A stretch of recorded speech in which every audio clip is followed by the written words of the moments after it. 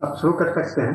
हाँ जी, सभी होम्योपैथिक उपस्थित होम्योपैथिक डॉक्टर्स और होम्यो को मेरा प्यार भरा नमस्कार। मैं doctor Neha Kakkar international forum for promoting homeopathy की तरफ से आयोजित ये 333वां डेली वेबिनार है हमारा हिंदी में। आज के जो हमारे गेस्ट थे डॉक्टर AK द्विवेदी, बहुत ही रिनाउंड होम्योपैथिक फिजिशियन जो कि इंदौर में प्रैक्टिस करते हैं। वो किसी कारणवश आज अपनी प्रेजेंटेशन नहीं दे पा रहे हैं, हमें थोड़ा अभी बिल्कुल रिसेंटली पता चला है। तो उनकी जगह पे हमारे जो मेंटर हैं डॉक्टर मृदुल साहनी सर आज हमें अपने नॉलेज और विजडम से अवगत कराएंगे। और मैं बहुत बहुत स्वागत करती हूँ डॉक्टर मृदुल साहनी सर जी का, जो काफी सीनियर होम्योपैथ हैं और काफी एक मतलब एक लीनिएज और लेगेसी है सहानी, डॉक्टर साहनी इसका पूरा जो लेगेसी सर कंटिन्यू कर रहे हैं। तो ये हमारे लिए बहुत ही गर्व की बात है कि आज हम सर को सुन पाएंगे, उनका नॉलेज और विजडम ले पाएंगे। और सर का आज का टॉपिक रहेगा बराइटा ग्रुप ऑफ रेमेडीज। तो सहानी सर आपका बहुत बहुत स्वागत है। सर आप शुरू कर सकते हैं प्लीज। धन्यवाद नेहा जी। हाँ जी। मुझे फिर एक बार मौका मिल गया और मैं इसी तरह से अचानक आ जाता हूँ आपके यहाँ इस प्लेटफॉर्म पर बोलने के लिए। काफी व्यस्तता रहती है और आज शाम को ही करीब करीब 5 बजे के आसपास में डॉक्टर द्विवेदी जी ने फोन किया कि आज बहुत ही अर्जेंट मीटिंग है, उनका कार्यक्रम है, नहीं आ पाएंगे। पहले तो बोले कि 15 मिनट तक के लिए आ जाएंगे। हम लोग 15 मिनट में आके क्या कीजिएगा, तो नहीं हो पाएगा। तो आइए हम लोग, मैंने सोचा कि इटली क्या मैं बोलूं, तो ग्रुप ऑफ मेडिसिन पर मैं कई कई एक बार बोला हूं, कई एक तरह के ग्रुप पर मैंने चर्चा किया है। आज मैंने सोचा कि चलो हम लोग का में बहुत सारी भ्रांतियां भी हैं, बहुत सारे इसके लोग सोचते रहते हैं, इसके विषय में अलग अलग बातें आया करता है। तो इन सभी चीजों का समाधान हम इस बराइटा ग्रुप ऑफ मेडिसिन के साथ में करते हुए चले। तो मैं अपना पीपीटी को शेयर कर रहा हूँ।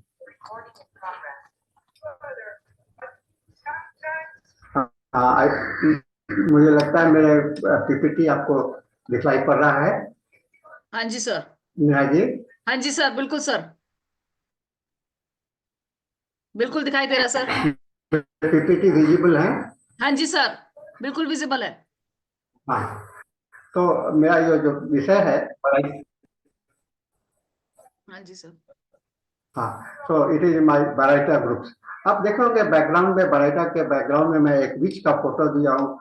एक जो विच है, तो एक झाड़ू पर बैठ करके, ये लोग बच्चों को डराने के लिए हम लोग इसको इस्तेमाल करते हैं। तो दो चीज का मैंने इस पर चर्चा की, अट्रैक्शन एंड एक्शन।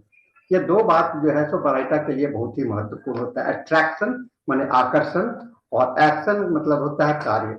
यानी कि अट्रैक्शन का मतलब होता है आप आकर्षित होते हो, और आकर्षित के हिसाब से आपका व्यवहार होता है। तो आकर्षण का कारण क्या होगा और एक्शन क्या होगा, हम लोग बराइटा ग्रुप के मेडिसिन को देखेंगे। बराइटा क्या चीज है?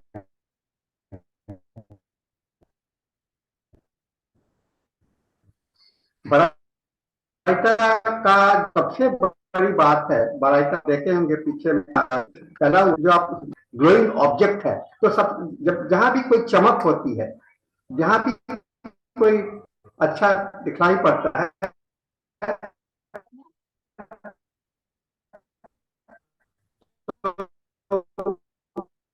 वहां पर हम लोगों का नजर आ जाता है, दर्शन के रूप में दिखलाई पड़ता है। यानी कि हम लोग इससे आकर्षित होते हैं। यानी कि बराइटा जो है के अंदर में अट्रैक्शन बहुत इंपॉर्टेंट होता है।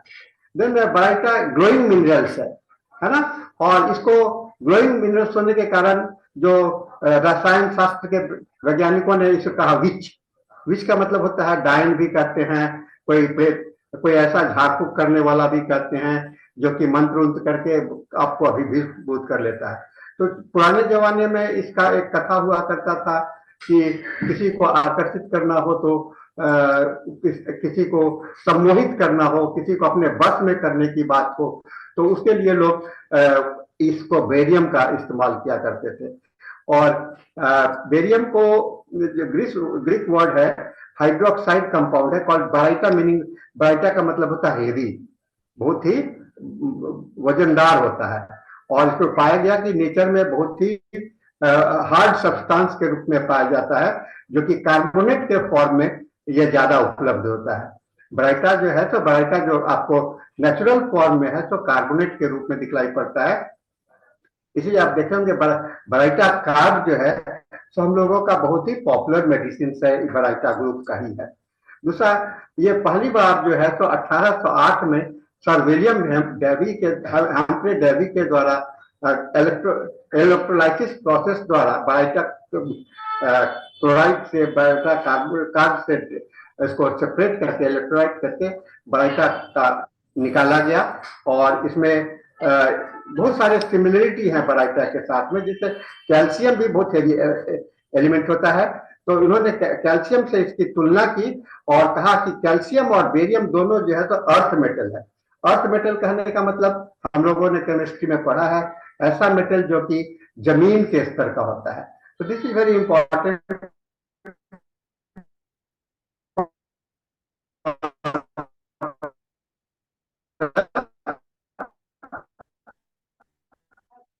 बराइटा अंडरस्टैंडिंग, इसका सिंबल BA है, इसका एटॉमिक नंबर 56 है, एटॉमिक वेट जो है तो 137.327 है, इसका डेंसिटी 3.51 ग्राम पर सेंटीमीटर वॉल्यूम है, मेल्टिंग पॉइंट ये है। और ये इसको हम लोग जो वाइट के रूप में भी इसका केमिकल जो हुआ है वह देखने को मिलता है। तो एक हमने बताया कि सर विलियम हेम्फ्रे ने भी किया था, लेकिन इसको एलिमेंट के रूप में 1774 में कार्ल सीले ने डिस्कवर किया था बराइट के रूप में। तो कई अलग अलग जगह पर, और एंटोइन लवियस ने इसका नाम दिया, इसका कंपाउंड का नाम दिया बराइटा। और मैं ये देखिए पीरियोडिक टेबल में इसका स्थान जो आप देख रहे होंगे, तो first row, second row, third row, fourth, fifth, seventh row में ये आपको दूसरे स्थान पर है। ये बेरियम है, आपको मैं यहाँ पर इसका जो और नेचुरल फॉर्म में जो बेरियम उपलब्ध है ये आपको मैं दिखला रहा हूँ। अब इसकी केमिकल रिएक्टिविटी जो है बहुत, मैग्नीशियम को भी देखिएगा बहुत ज्यादा रिएक्टिव होता है, स्ट्रोंटियम भी बहुत ज्यादा रिएक्टिव होता है और ऑक्सीडाइज हो जाता है। और ये हाईली एक्सोथर्मिक है। एक्सोथर्मिक मतलब कि इससे हीट निकलता है। इसको अगर रिएक्ट करेंगे तो ऑक्सीजन के रूम टेम्परेचर में, तो बेरियम जो है तो बहुत सारे हीट से निकलते हैं। और इसका नाइट्रोजन, फॉस्फोरस, सिलिकॉन, हाइड्रोजन, ये भी आपको एक्सोथर्मिक। और water are very exothermic and releases hydrogen gas में आता है, तो हीट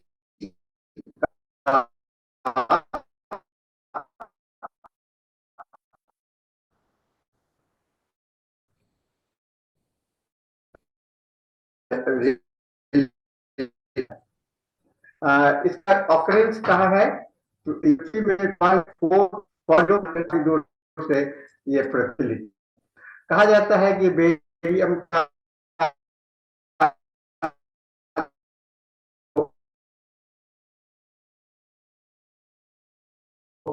इस्तेमाल है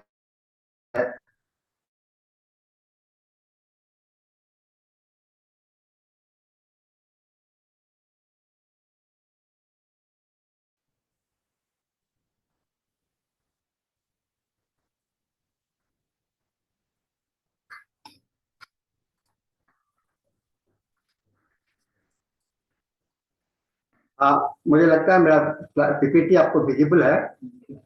ओके, तो मैं बता रहा था नेटवर्क कनेक्शंस का प्रॉब्लम था।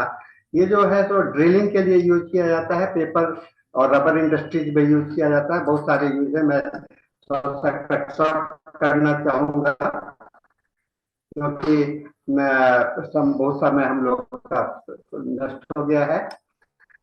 और इसका हिस्ट्री जो है तो खास करके दवा के रूप में भी बहुत ही पुराने समय से ही होता रहा है। बैटा ग्रुप को बहुत ही डेंजरस होने के कारण और बहुत सही होने के कारण इसका बहुत पुराने समय से इसका, लेकिन फिर भी यह मेडिकल नॉलेज इसके बने हैं। और इसके सल्फेट और कार्बोनेट को बराइटा सल्फ और बराइटा कार्ब जो है तो बहुत ही कॉमन है। तो टॉक्सिकोलॉजी में भी ये बहुत इंपॉर्टेंट मेडिसिन के रूप में यह यूज होता रहा है। सल्फेट हेवीनेस के कारण इसे बाराइट्स कहा जाता था और कार्बोनेट्स को और डर्नम में किया गया है। इसका जो यूज जो है तो इसको यूरिन को निकालने के लिए, यानी कि बहुत ज्यादा पेशाब करने के लिए लोग, नेटिव लोग, आदिवासी लोग किया करते थे।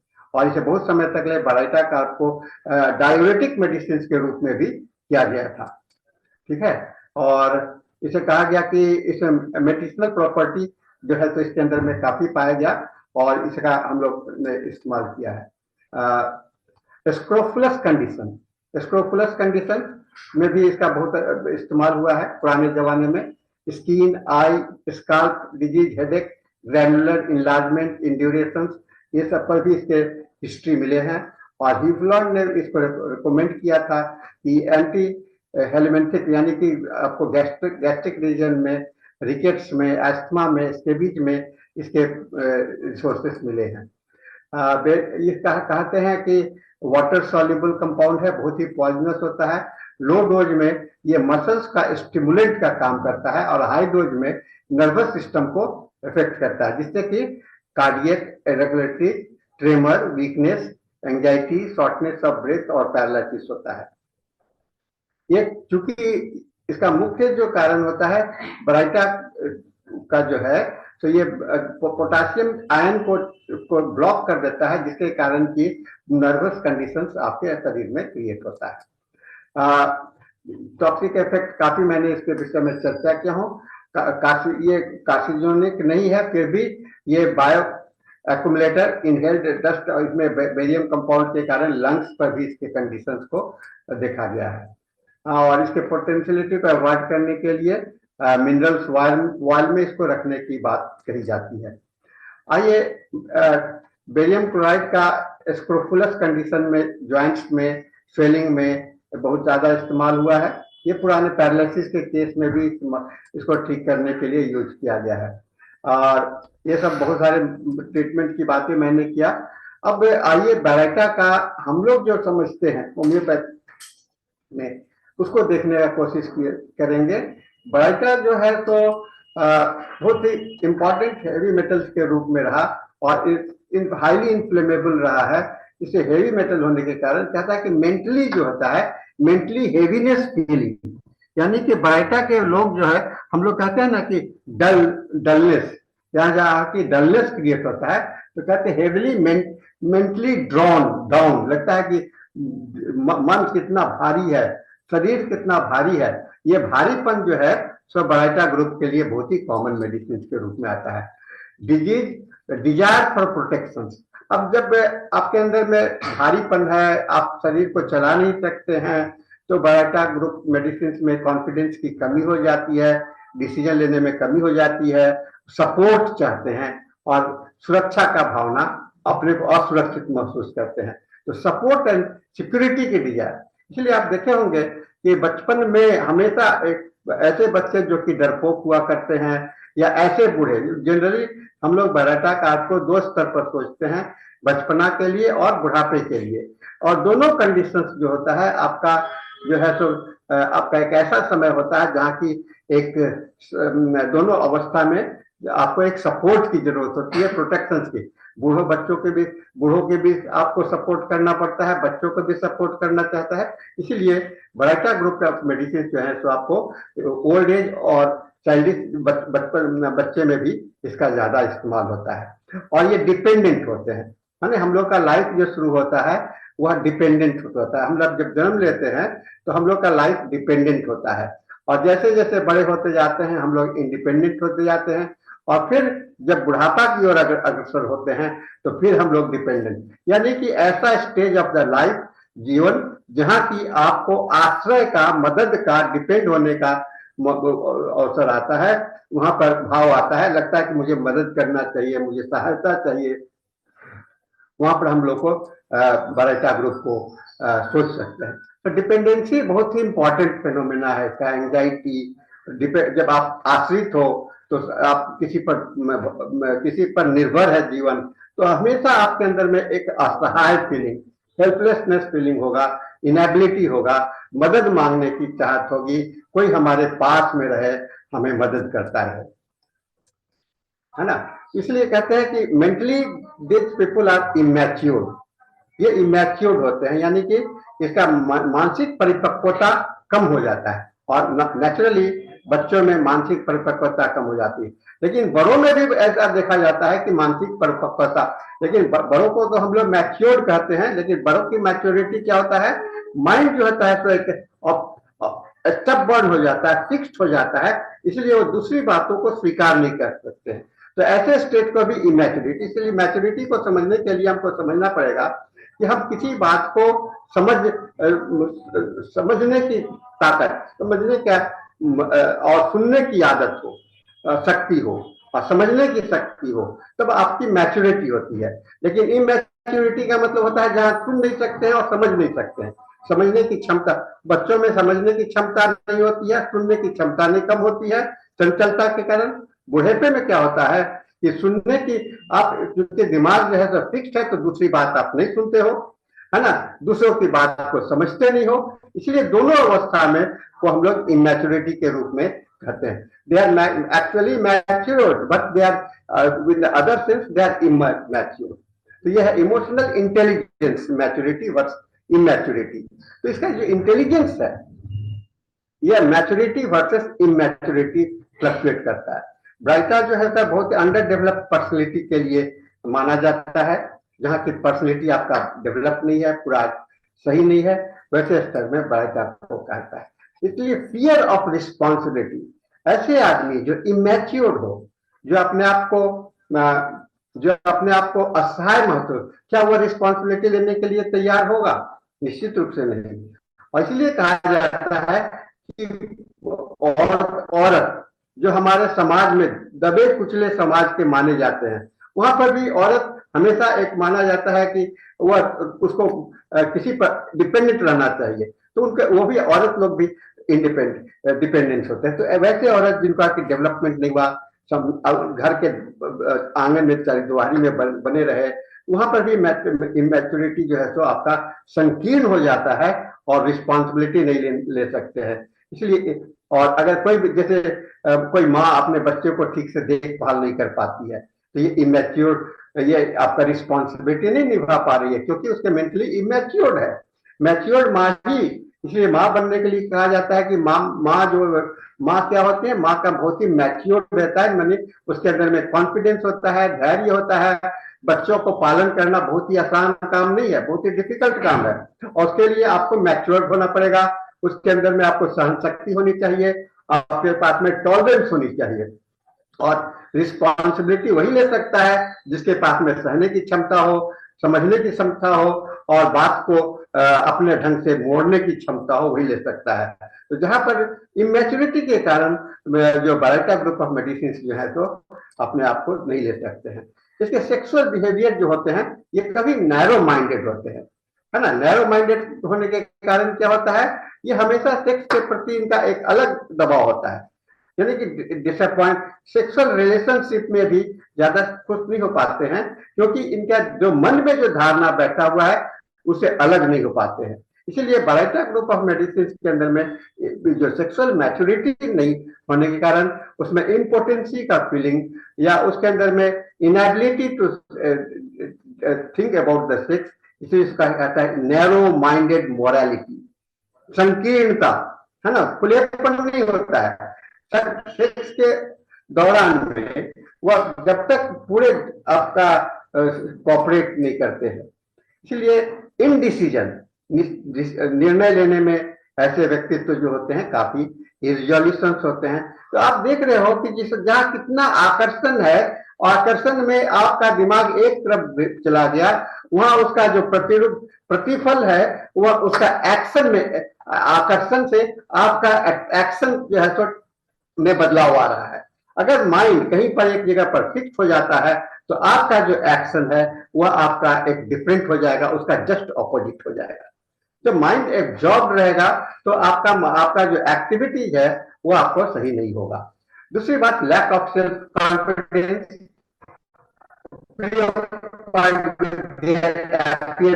बराबर सोचते हैं मैं सही हूं कि नहीं हूं, मैं गलत हूं कि नहीं हूं, तो इन्फीरियरिटी कॉम्प्लेक्स को देखेंगे। वैसे बच्चे जो कि जिनका मैच्योरिटी डेवलप नहीं किया, हमेशा माँ बाप के द्वारा कहते हैं स्पून फेड चाइल्ड, बस मुंह में चम्मच लेकर के जो बच्चे आते हैं और बराबर उनको सभी कुछ मिलता जाता है, और जब समाज में जब उन्हें सामना करना पड़ता है तो वहां पर वह सफल नहीं हो पाते हैं और वहां पर अपने आप को इंटीरियर फील करते हैं। ये सारे फीलिंग्स आपको बायोटा के अंदर में देखेंगे।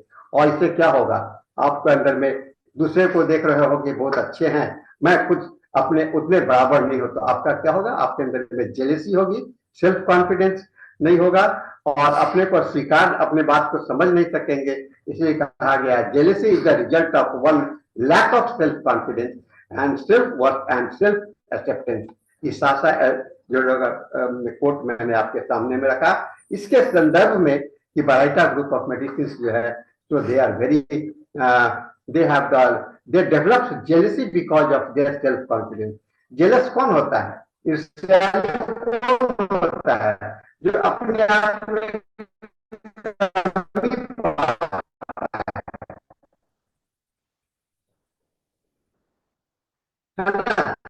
अपने आप में कमी पाता है तो दूसरे से ईर्ष्या करता है, अपने अपने उसको जेलसी किया करता है। तो हमेशा इसके साथ में एक भय बना रहेगा अपने स्वास्थ्य के प्रति और हर एक चीज के प्रति इनके अंदर में लाइफ में ट्रेमेंडस बर्डन फॉर देम। और हमेशा ये अरे मेरा जीवन तो बोझ हो गया।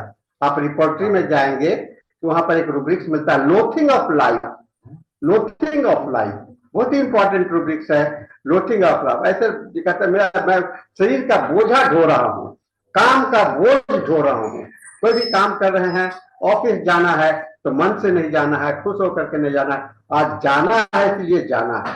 इसीलिए खास करके कहते हैं वर्कोहॉलिक, जो काम में इतने हैं उनमें व्यस्त हो गए, वहां भी आपका बहुत ज्यादा ये बदलाव देखने को मिला है। इनएबिलिटी टू थिंक और एक्ट इंडिपेंडेंटली, है ना, ये अपने स्वतः सोचने की शक्ति घट जाती है। इसलिए कहा जाता है कि इनका मानसिक अवस्था जो होता है एक नेव होता है, इनोसेंट हो जाता है, खाली रह जाता है।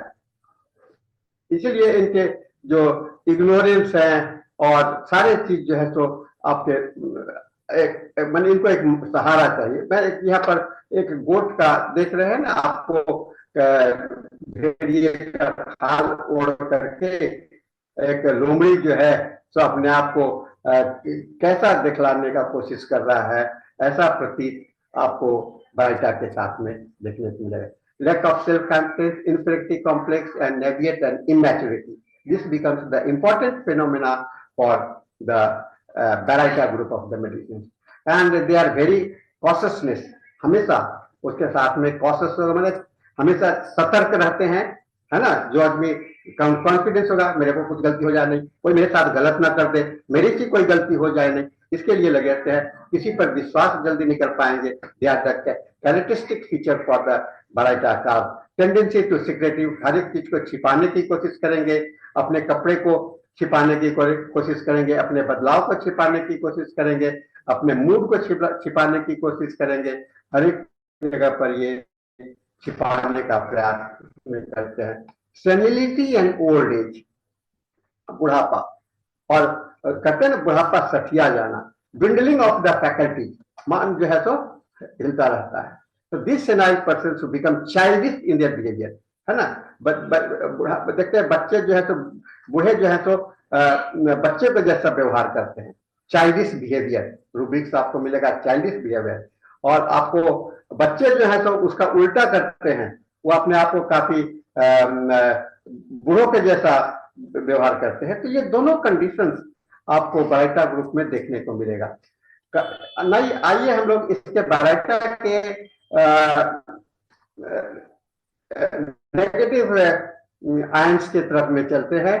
बराइटा कार्ब, मैं कार्बोनिकम की बात कर रहा हूं, और कार्बोनिकम का जनरल कैरेक्टरिस्टिक्स क्या होता है, जितने भी कार्बोनेट होते हैं हाईली रिएक्टिव होते हैं, हाईली रिएक्टिव होते हैं, और dependency and resentment against the father, है ना। ये रिएक्टिव क्यों हो जाएंगे? डिपेंडेंस का कारण होगा, अरे मेरे पिताजी मैंने मुझे पढ़ाया ही नहीं, मेरे को बनाया ही नहीं, मेरे को मदद नहीं किया, नहीं तो मैं तो आज कुछ अच्छा आदमी होता। देखिए कितना रिएक्ट कर रहा है अपने लाचारी के कारण, डिपेंडेंसी के कारण।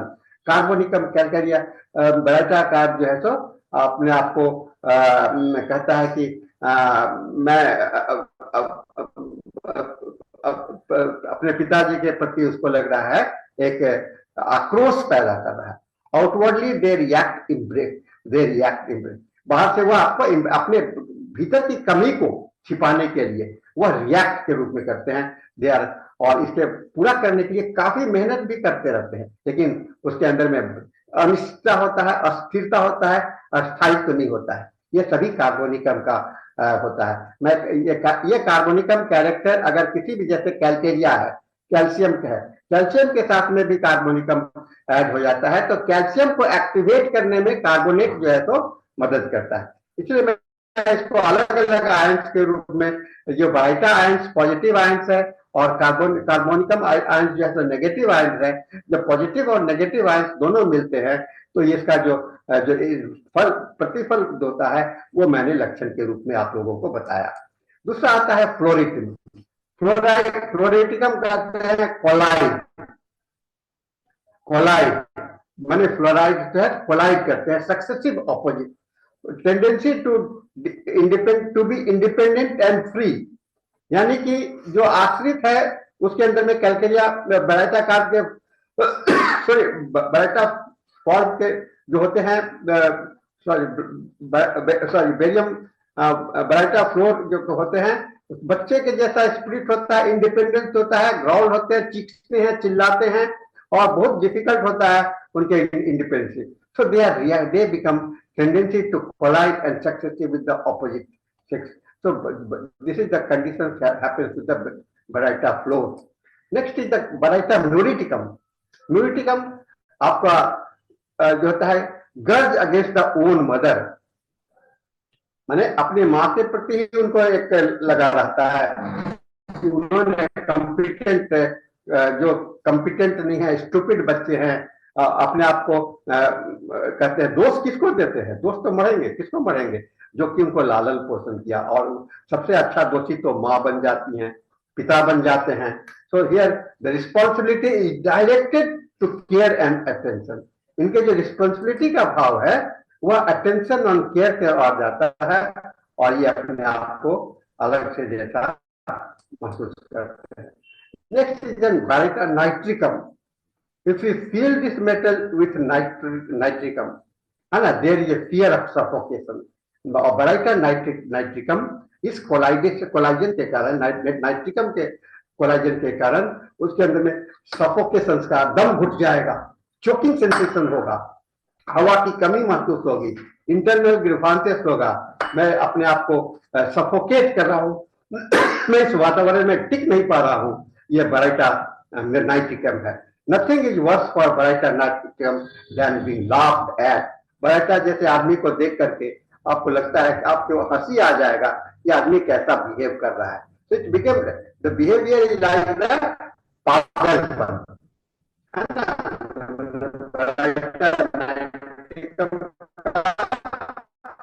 पागलपन के जैसा होता है।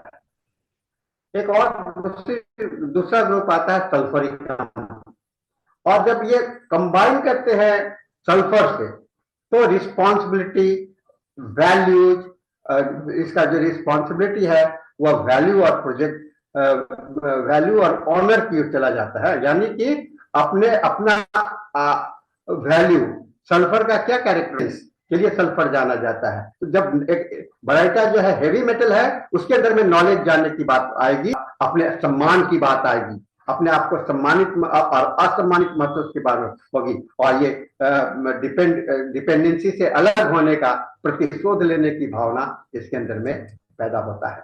फॉस्फोरस, फॉस्फोरस इज डिफ्यूजन, है ना। फॉस्फोरस कहा जाता है डिफ्यूज करना, यानी कि संसार में फैलना।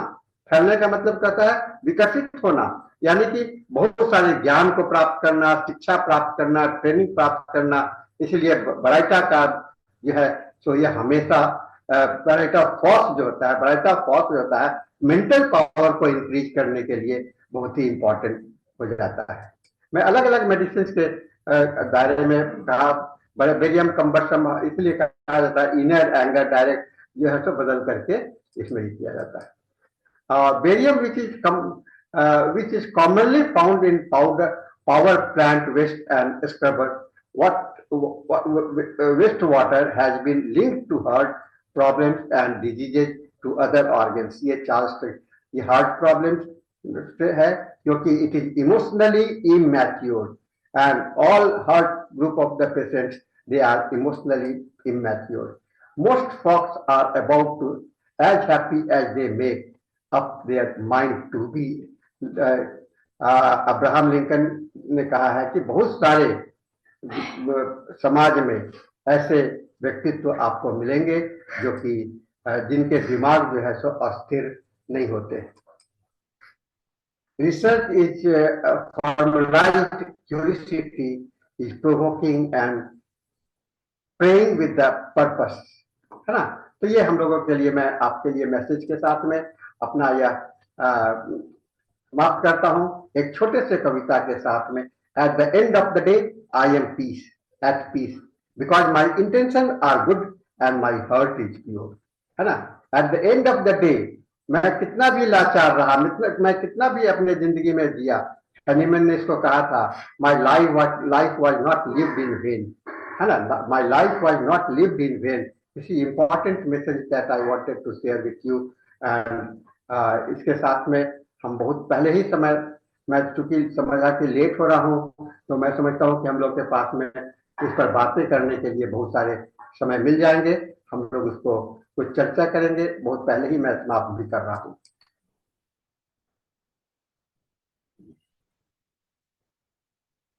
बहुत बहुत धन्यवाद डॉक्टर मृदुल साहनी सर जी का। उन्होंने बराइटा ग्रुप के बारे में हमें काफी इंसाइट्स दी, और बराइटा कार्ब के बारे में भी, जो उसकी मेन कैरेक्टरिस्टिक्स होती हैं उनके बारे में हमें अवगत कराया। और थोड़ा आज हमारा सेशन जल्दी थोड़ा वाइड अप हो गया। सर कैसे आगे बढ़ना है? मैं थोड़ा सा शॉर्ट करने का कोशिश किया हिस्ट्री को, क्योंकि मैं डिस्कनेक्टेड हुआ था, मेरा बहुत समय वेस्ट हो गया, लेकिन उसमें हम ज्यादा ही शॉर्ट हो गए। अगर और कोई भी अपने इंसाइट शेयर करना चाहता है, आई गेस कोई भी डॉक्टर्स किसी मेडिसिन के बारे में, तो वो कर सकते हैं। बराइटा के विषय में बहुत सारे कंफ्यूजन है, और मोस्टली कहा जाता है कि बराइटा का जो है सो टॉन्सिलाइटिस में यूज करना है, बच्चों के लिए दवाई होती है, जो बच्चे डेवलप नहीं कर रहे होते हैं उनके लिए दवाई है। ये थोड़ा सा कंफ्यूजन है यहाँ पर। मैं इस पर चर्चा, इस मेडिसिन को इसलिए सोचा, यह ग्रुप जो है मेडिसिन बहुत इंपॉर्टेंट ग्रुप है, जो कि हमारे होम्योपैथिक सोसाइटी में बहुत ज्यादा मिसअंडरस्टूड है, और इसको समझने के लिए इसके बेसिक थीम पर अगर जब जाएंगे तब इसका आप प्रॉपर यूज कर सकेंगे। मैं अपने प्रैक्टिकल लाइफ में देखता हूँ, तो मैं बच्चों को, मैं बहुत सारे बच्चे जो कि मेंटली बहुत ही मैच्योर्ड होते हैं, बहुत ही प्रिकॉसिटी ऑफ द माइंड जिसके अंदर में होता है, वहां पर तो हम लोग बराइटा कार्ब सोच ही नहीं सकते हैं। ऐसे बच्चे जो कि डल है, लेकिन डल होने का भी कारण क्या होगा ये देखना पड़ेगा ना। डल बच्चे क्यों हैं? आप सीधे ऐसे बच्चे को डल आप डिक्लेयर नहीं कर सकते हैं, मेंटली रिटार्डेड नहीं कर सकते हैं, ऑटिज्म नहीं कर सकते हैं। क्यों? क्योंकि बच्चे हमारे समाज में किसी पर डिपेंडेंट होते हैं, है ना। डिपेंडेंसी मीन्स कि their life has been built by other, supported by other. उनको शेप देने वाला कोई दूसरा कोई है, और वो जैसा शेप देगा वैसे ही बनेगा, है ना। जो जैसा शेप देगा वैसे ही बनेगा। अब हम अगर उसके शेप देने में, उसके लालन पालन में, उसका देखभाल करने में अगर बदलाव होता है तो उस बच्चे का दोष नहीं होता है, लेकिन उसके अंदर में एक विकर्षण तो पैदा होगा ही, जब लोग उस पर कमेंट करना शुरू करेंगे, है ना, लोग जब कमेंट शुरू करना पड़ेंगे। इसलिए मैच्योरिटी की बात जब आती है, बहुत इंपॉर्टेंट होता है। इस फेनोमेना को हमको दो चीज से नापना चाहिए, प्रिकॉसिटी ऑफ द माइंड, है ना, और नेव नेचर। प्रिकॉसिटी ऑफ द माइंड मतलब कि मेंटली बहुत ही परिपक्व, अपने आप को दिमाग से बहुत ज्यादा समय से ज्यादा नॉलेजेबल पाते हैं, इंटेलिजेंट पाते हैं, और अपने को व्यक्त करते हैं कि मैं बहुत ज्ञान का हूं, और एक है कि कुछ नहीं जानते हैं। तो दिस इज एक टकराव की स्थिति है, जहां की आपका टकराव कहां पर है, एक इमोशंस का और एक इंटेलिजेंस का, है ना। तो हम लोग कहते हैं where there is a conflict between the emotions and interest, the stage for the baryta arises. जब आप मानसिक रूप से यानी कि इंटेलेक्चुअल बौद्धिक स्तर से और आपके इमोशंस रूप में, अब जैसे मैं इसका एग्जांपल देता हूं, हमारे सोसाइटी ने कुछ समाज में नियम कानून बना रखे हैं, ऐसे नहीं बैठना है, वैसे नहीं बैठना है परिवार में, ठीक है। अब हॉस्टल के बच्चों को भी देखिएगा, हॉस्टल में होता है कि सुबह में आप अगर 6 बजे नहीं नहाओगे तो आपको नहाने के लिए समय नहीं मिलेगा, 7 बजे आपको कैंटीन में नहीं जाओगे तो तुमको ब्रेकफास्ट नहीं मिलेगा। अब आपको भूख लगी है चाहे नहीं लगी है, क्या है, आपको 7 बजे खाना है, नहीं खाने से क्या होगा कि आपको खाना ही नहीं मिलेगा उस समय में। अब उस बच्चे में क्या होगा, ये मेंटल, उसका जो इमोशंस जो है सप्रेस हो रहा है और इंटेलेक्ट उस पर हावी हो रहा है, तो कोशिश अपने आप को उसके एडजस्ट करने का कोशिश करा। इसलिए कहते हैं conflict between the emotions and intelligence is the stage where you can think about the Baraita groups of the material. I am not telling the Baraita, but Baraita gets transformed into chloride or carbonate. This is important, है ना। जब Baraita carb आता है तो Baraita carbonate आता है, fluoride आता है, तो फ्लोराइड का जो कैरेक्टरिस्टिक्स है उसको अडॉप्ट करके उसका जो रिजल्टेंट एक्शन होता है, वह रिजल्टेंट एक्शन एक इंपॉर्टेंट फिनोमेना हम लोग के रूप में हमको दिखलाई पड़ता है। ये बहुत चीज को, इसलिए कोई भी मेडिसिन को, मैं नहीं कहता हूं कि बराइटा का ही बात करो, गुड की बात करो, कोई भी मेडिसिन को अगर कंसिडर करना हो प्रैक्टिकल में अपने क्लिनिक के में, तो मैं उसके विषय में लक्षण तो अलग आप बताते हैं, लेकिन जो कहते हैं ना कि जो सभी लक्षण होते हैं, मैंने तो बहुत अच्छा लक्षण देखा, मैंने तो बहुत कैरेक्टरिस्टिक सिम्टम्स लिया, लेकिन लेने के बाद भी मेरे को वह दवा काम नहीं कर रहा है। अरे ये तो मैंने बड़ा पिक्यूलियर सिम्टम्स देखा था, लेकिन मैं दिया तो लोग दोष देने लगते हैं कि रिपोर्टरी में गलत लिखा हुआ है, मैथमेटिका में गलत लिखा हुआ है, किसी ऑथर को दोष देने लगते हैं। मैं कहते हैं ऐसा नहीं होता है, ऐसा नहीं होता। आपको तो उसके जो बेसिक थीम, दवा के थीम को, हर एक आदमी का एक अपना थीम होता है, और हर एक सब्सटेंस का, दुनिया में जितने भी एलिमेंट हैं सबका एक अपना डेफिनेट प्रिंसिपल्स होता है। उस प्रिंसिपल्स को अगर आप नहीं पकड़ोगे, उसका ध्यान में नहीं रखोगे, तो वह दवा काम नहीं करने वाला है। चाहे उसका, जैसे हमारा रूप जो है ना, अगर हम काला कपड़ा पहन लेते हैं तो हम थोड़ा सा दूसरे तरह से देखते हैं, हम कोट पहन लेते हैं तो दूसरे तरह से दिखलाई पड़ते हैं। तो हमारी जो बाहर का प्रेजेंटेशन है उसके तरह में लक्षण दिखलाई पड़ता है। उस लक्षण को, उसका जो लक्षण जो है वो जो है उसका कभी कभी कहते हैं क्लेमोफ्लेग सिम्टम्स। क्लेमोफ्लेग मतलब कि कोई चीजें ढका हुआ है, ऐसा लक्षण है। तो कुछ लक्षण से हम लोग को बचना चाहिए, जो कि बहुत ही पिक्यूलियर दिखलाई पड़ता है, बहुत ही रेयर दिखलाई पड़ता है। डॉक्टर धावले ने लिखा है mutation of symptoms. What is mutation of symptoms? Mutation of symptoms ऐसा सिम्टम्स जो कि किसी परिस्थिति वश उपज जाता है, and that is not the part of the patient, that is not the part of the patient, है ना। वह रोगी का बाहर नहीं होता है, वो एक ऐसा पार्ट होता है कि किसी कारण से वह उपज करके चला आया, है ना। ये तो म्यूटेशन ऑफ सिम्टम्स कहते हैं। दूसरी बात और होती है पॉसिटी ऑफ सिम्टम्स। पॉसिटी लक्षण ही नहीं है, लक्षण ही नहीं है। जैसे अगर बराइटा को आप खाली इतना ही देखोगे कि आप मेंटली डल है, तो आपको कोई लक्षण दिखाई नहीं पड़ेगा। आप कहोगे सर इसमें तो कोई लक्षण ही नहीं मिलता है। लेकिन जब आप उसके एक्सप्लोरेशन में जाएंगे तो उसमें आपका मेज ऑफ सिम्टम्स में, मेज का मतलब बहुत सारा, बहुत ज्यादा। तो दो पोल बना, एक पॉसिटी ऑफ सिम्टम्स एंड मेज ऑफ सिम्टम्स, ठीक है ना। पॉसिटी ऑफ सिम्टम्स एंड मेज of the symptoms only because if you are बहुत खास करके इंटेलिजेंस एंड इंटेलेक्ट को लेकर के, इंटेलिजेंस एंड इमोशंस को लेकर चलेंगे तो दो पूल में हम लोगों का जीवन जो रहता है बाइपोलर इफेक्ट होता रहता है। हमारे पास में कोई भी चीज हम लोग जाते हैं सोचते हैं तो सोचने का भी तरीका ऐसा होता है, यस और नो, यस और नो, दिस इज वेरी, ये हम लोग को सोचना चाहिए। और यस और no, you are neither yes nor no, है ना। आइंस्टाइन ने नहीं कहा कि आप सभी कुछ सही होता है, और अपने आप में तो सभी कुछ सही होता है, nothing is wrong on this, what ever is available on this planet are the truth, are the reality. But you feel that this is good or this is bad. What is the meaning? The meaning is that you take them as a yes or no, है ना, relative meaning.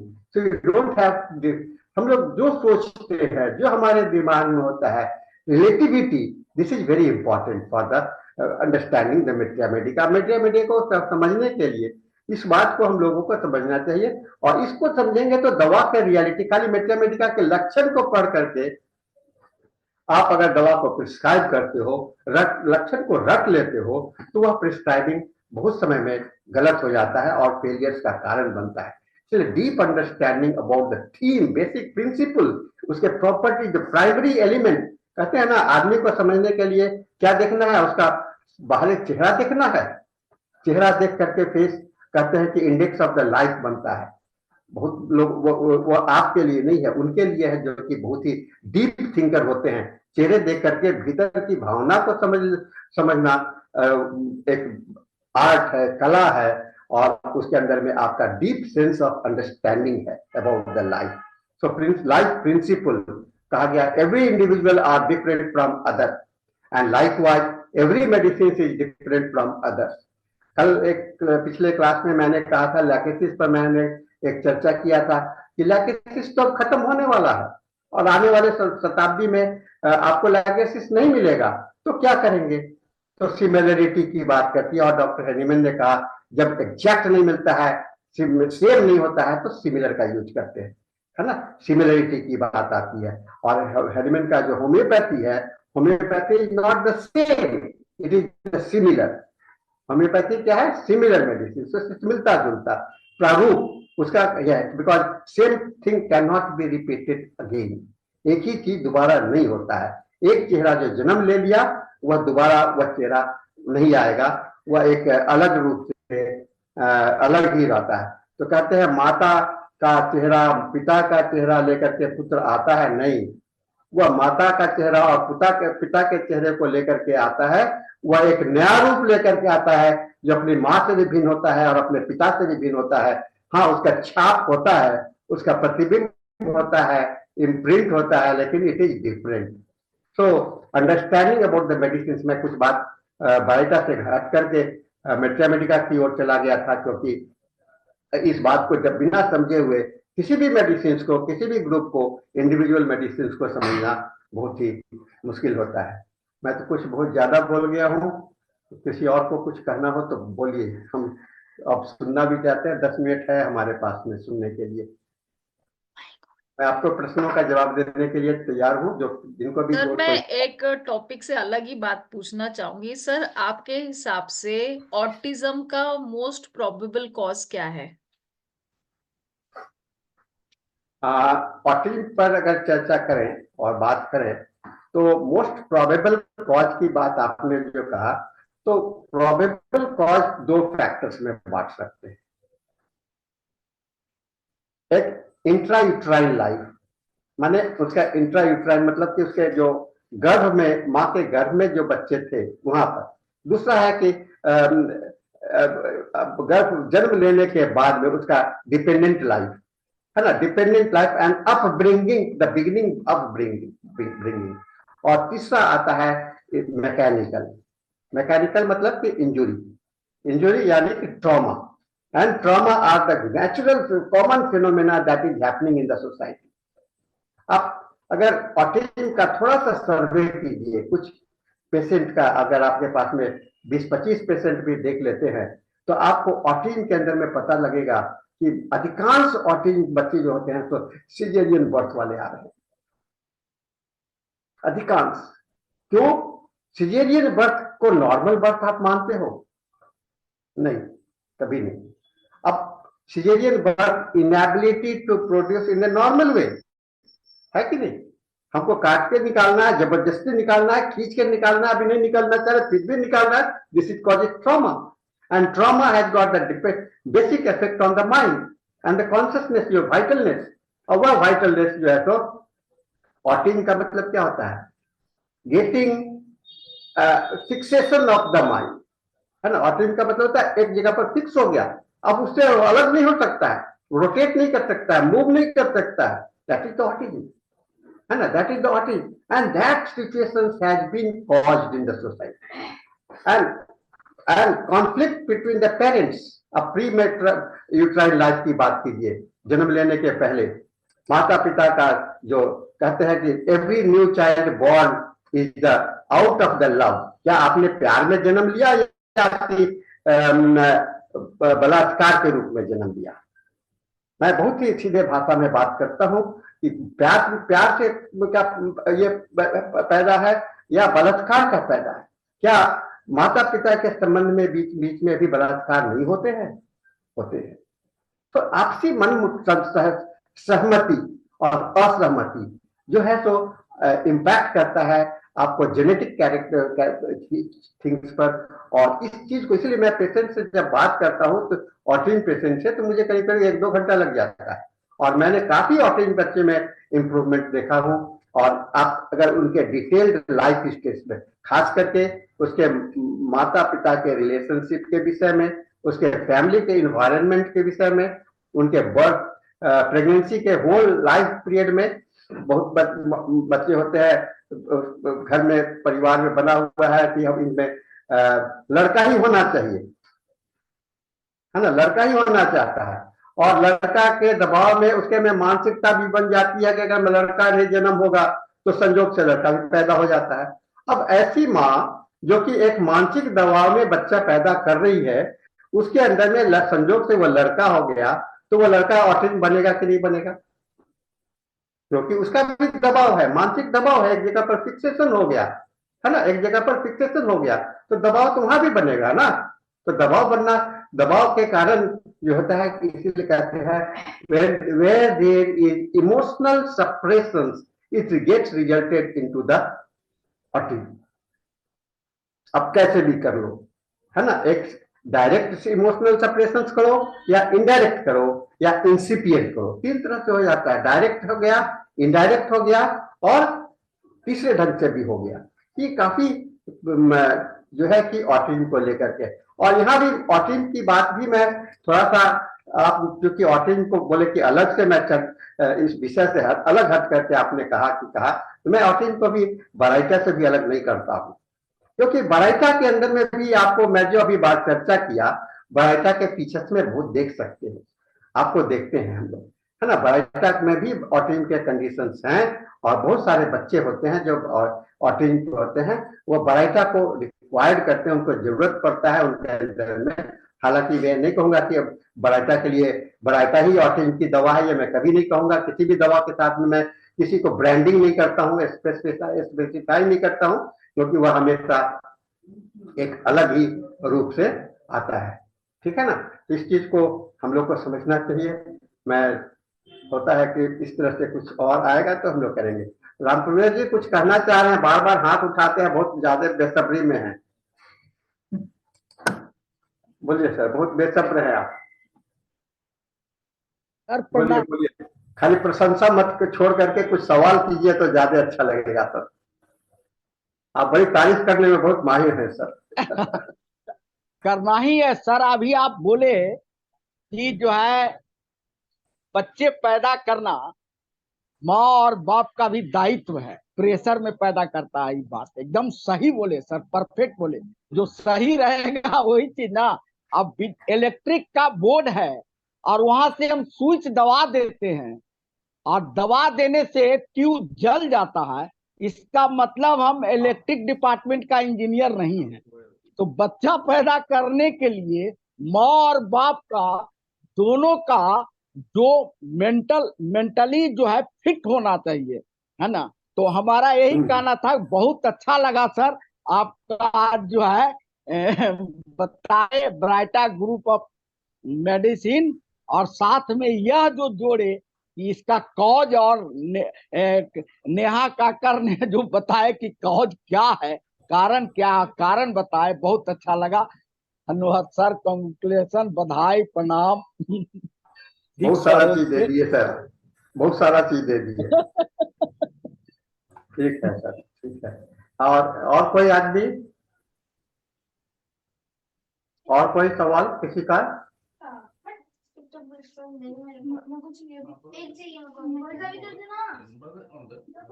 Sir हाँ, आपके साथ हम फिर एक autism पे आप कई क्लास रख सकते हैं, क्योंकि ये एक ऐसा टॉपिक मैं है जो, देखूंगा।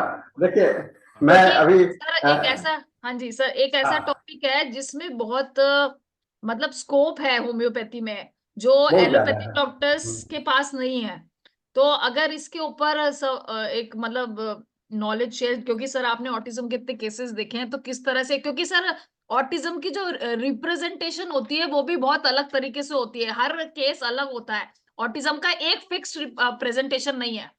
कोई बच्चा कैसे या प्रेजेंट करता है, कोई बच्चा कैसे प्रेजेंट करता है, उसमें कोई और सिम्टम होते हैं। तो उसमें जो वेरिएड रिप्रेजेंटेशन होती है वो भी पता होना जरूरी है, कि इस तरह का बच्चा भी हो सकता है, काम शांत बच्चा भी हो सकता है, कोई एग्रेसिव बच्चा भी हो सकता है, अलग अलग तरह के। तो इस पे एक सेशन अगर होगा तो सबको काफी नॉलेज और इंसाइट्स मिलेंगी। शायद किसी तरह इस तरह से कोई दिन कोई खाली मिले तो मैं पहले से तैयार रखूंगा आपकी अरे नहीं बात को, सर, क्योंकि हम लोग का आप, मई तक, मई अभी जो हम लोग का जो सेशन है करीब करीब फुल, अप्रैल फुल हो चुका है, मई आधा फुल हो चुका है। हम सर लोग तो अभी तक सर किसी आपको फिर आप जून में आप सबसे पहले आप अपना सेशन बुक कर लीजिए। मैं तैयार तो रखूंगा, लेकिन मैं सर तो कोशिश करूंगा मैं भी। इमरजेंसी, सर इमरजेंसी तो है ही, आप जो है इमरजेंसी में आप कर सकते हैं मे के नहीं सर, अंदर कभी मेरा भी। मेरा मेरी रिस्पॉन्सिबिलिटी को समझता हूँ कि मेरे को इस फोरम को एक्टिव बनाए रखना है, लोगों की पार्टिसिपेशन को बनाए रखना है। और हम लोग बहुत ही, इसी के कारण हम लोग अब 1 साल पूरा होने जा रहा है हम लोगों का। हम लोग बहुत ही जल्दी 10 अप्रैल को सालगिरह मनाएंगे आप सबों के साथ मिल करके। इसका नया, हम लोग का एक नया फॉर्मेट भी होगा और है। तो ये सभी का सहयोग भी रहा है, आप सबों का, आप और सभी मिल करके हम लोग इसको, इस फोरम को, क्योंकि इस तरह से पढ़ने की सिलसिला हमको और कहीं आपको दिखलाई पड़ता है क्या? डेली हम लोग बैठते हैं 1 घंटा के लिए, इतना अगर इतना समय दे देते हैं तो अगर पूरी बात नहीं सुनते हैं, बहुत समय में हम लोग पूरी बात नहीं सुन पाते हैं, कुछ क्लिनिक में पेशेंट हो जाते हैं, ये हो जाते हैं, फिर भी अगर 1% भी बात सुनते हैं तो 1% जमा होते होते साल में कितना परसेंट हो जाता है। तो चलिए, इस तरह से कहा जाता है कि मेडिकल एजुकेशन के लिए निरंतर पढ़ते रहना आवश्यक है। तो समय भी 8 बज गया और नेहा जी आप सेशन को क्लोज करके डॉक्टर हुबर्ट को हैंड ओवर करेंगे। हाँ जी, धन्यवाद सानी सर, बहुत बहुत आपने जो भी हमें नॉलेज प्रोवाइड करी। और अब हमारा इंग्लिश सेशन का टाइम हो गया है, जो मैं डॉक्टर हुबर्ट डिसिल्वा सर को हैंड ओवर करती हूँ। Sir, doctor